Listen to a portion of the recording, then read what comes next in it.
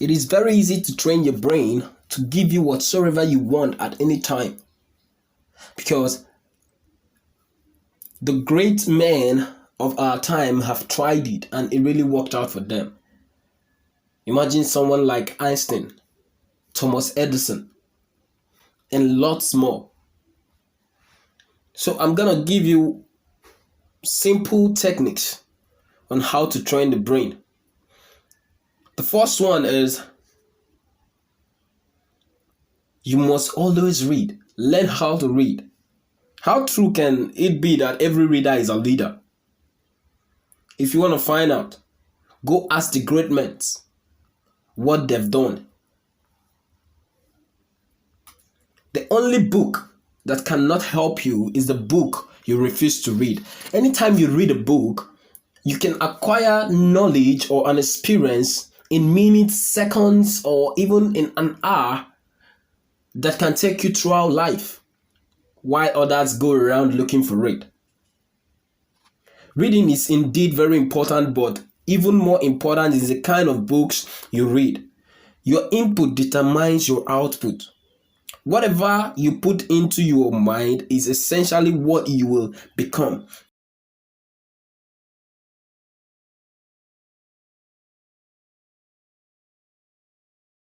That is why you must make a commitment to putting in positive information on a daily basis.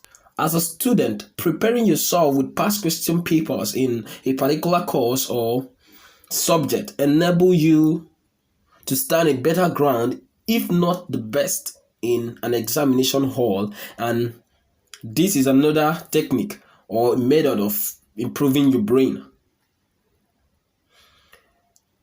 In the same vein, do you want to be a great inventor?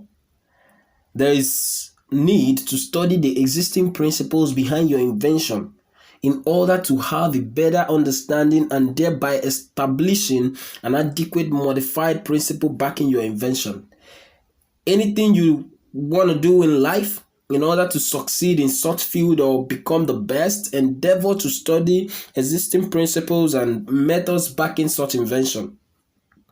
To be a good author, read books of already existing good authors and study their principles and method, and then you will become one even better.